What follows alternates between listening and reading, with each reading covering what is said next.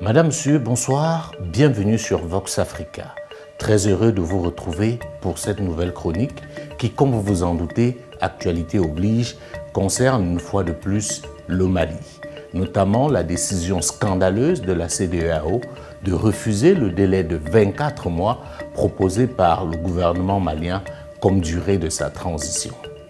Mais avant de développer, je vous invite, pour ceux dont ce n'est pas encore le cas, à vous abonner massivement sur cette chaîne pour ne rien manquer de l'actualité africaine en général et en ce moment spécifique de l'actualité malienne, puisque comme vous le voyez tous, le Mali est au cœur de l'actualité africaine.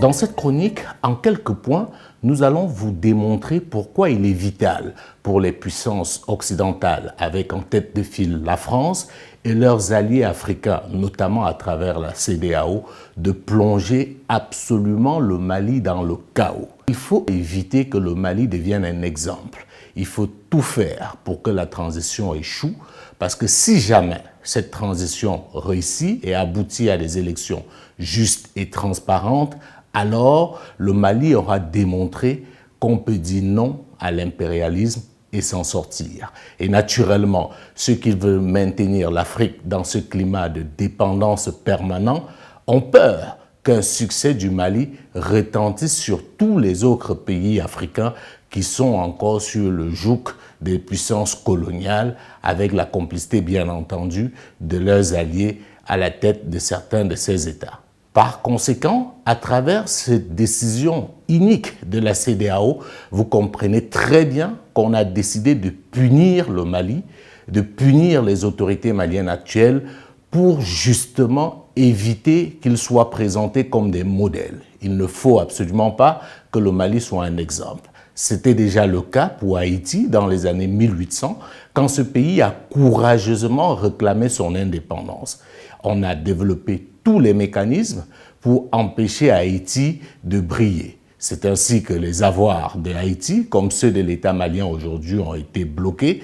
C'est aussi comme cela qu'on a imposé une dette coloniale insupportable à Haïti pour justement empêcher que Haïti devienne un exemple. Et ce n'est pas le fait du hasard si certaines zones, aujourd'hui appelées la France d'outre-mer, ont renoncé à leur indépendance parce qu'il fallait justement ne pas être comme Haïti. L'exemple était tellement frappant qu'aucune autre partie colonisée ne voulait suivre ce chemin.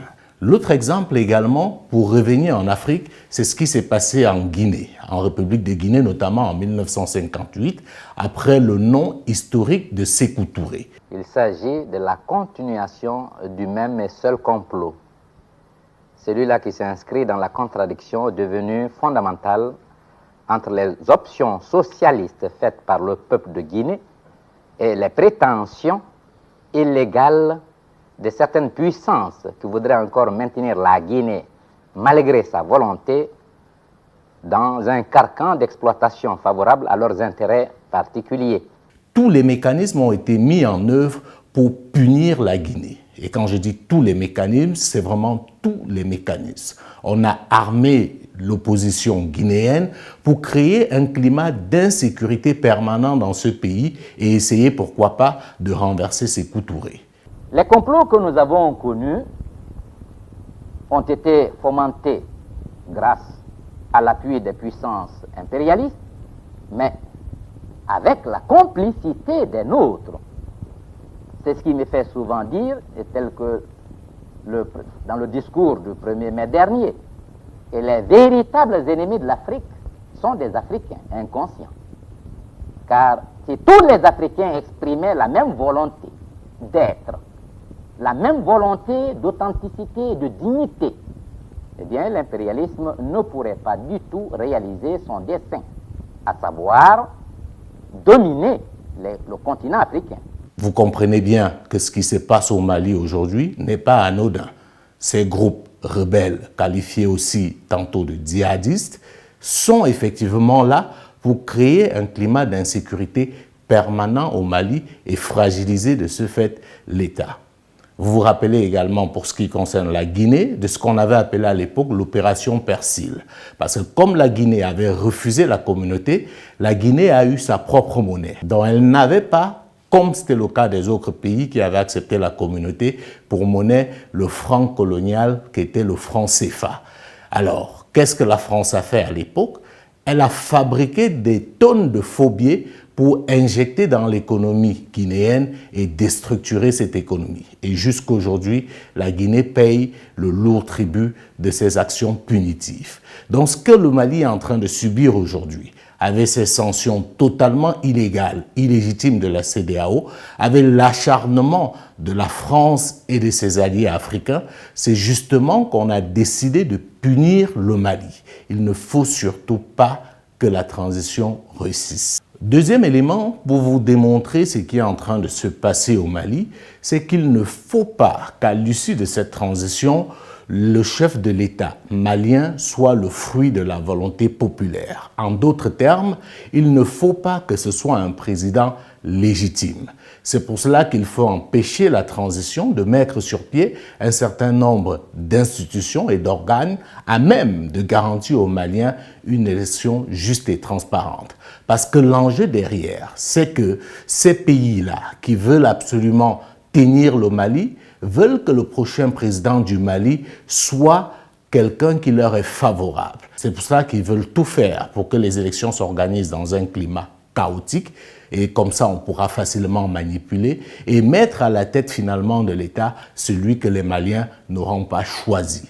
Et celui-là naturellement leur sera redevable et va alors remettre en cause tous les acquis de la transition.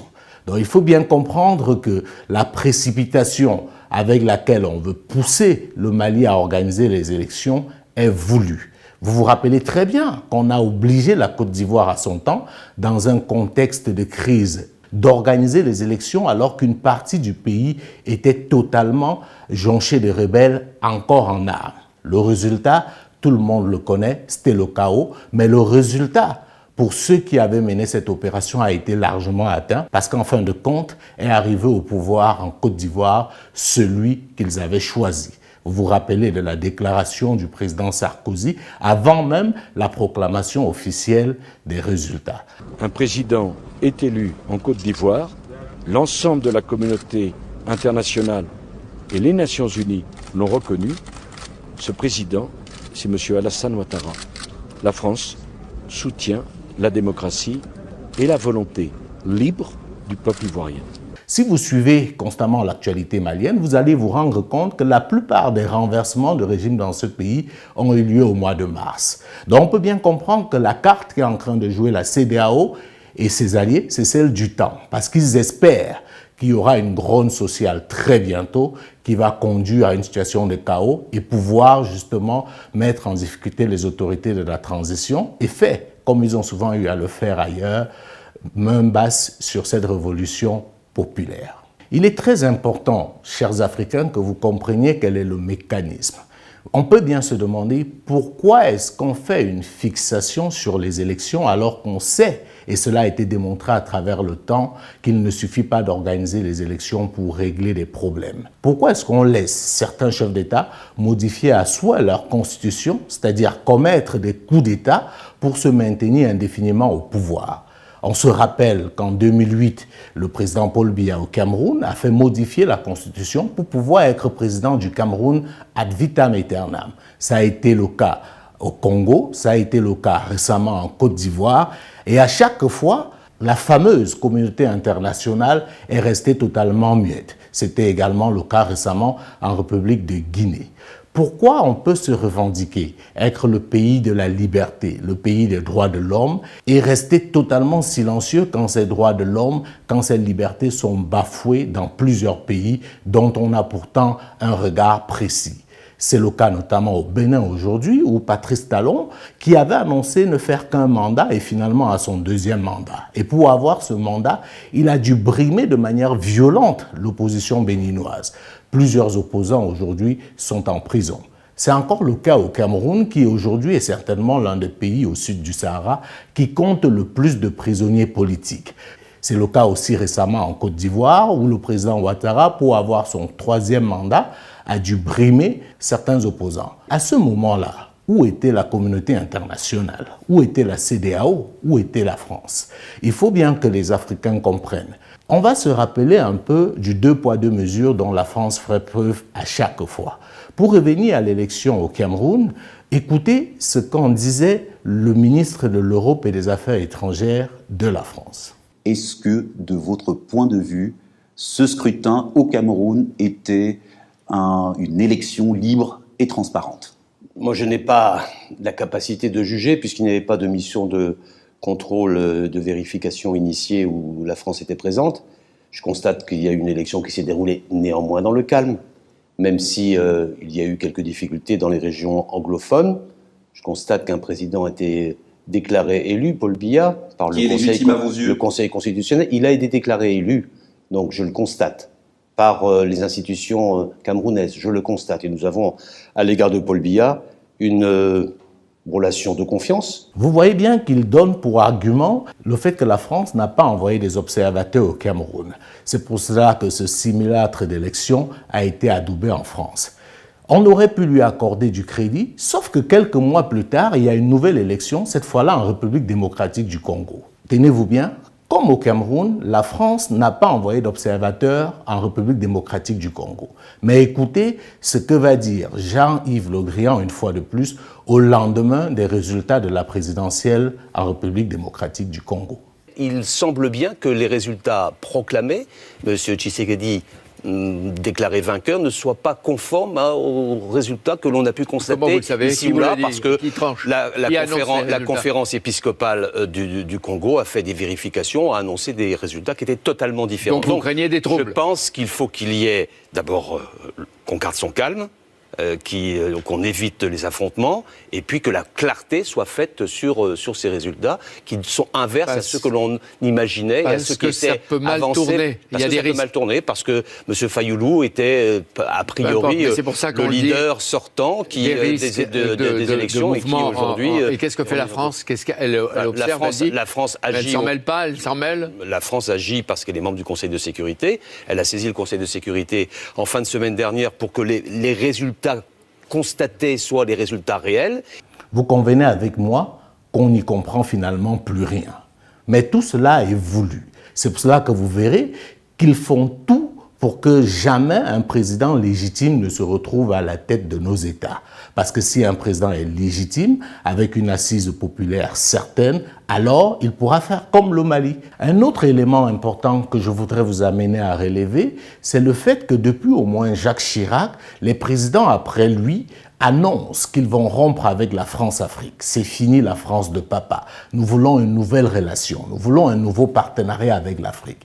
De Sarkozy à Emmanuel Macron, en passant par François Hollande, ils l'ont tous annoncé.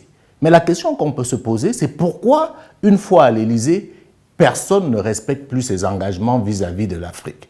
La réalité aujourd'hui, chers Africains, pour ceux qui ne le savaient pas encore, c'est que la France dépend énormément de l'Afrique. Et avec Emmanuel Macron, certains Africains avaient beaucoup d'espoir parce qu'on disait, lui, il vient d'une autre école. Il n'est pas de la vieille politique française. Il n'est ni de gauche, ni véritablement de droite. Avec lui, ce sera différent. Quelle déception. N'oubliez pas, abonnez-vous sur nos différentes pages et surtout, activez la cloche de notification pour désormais ne plus rien rater de l'actualité africaine et en ce moment spécifique de l'actualité malienne.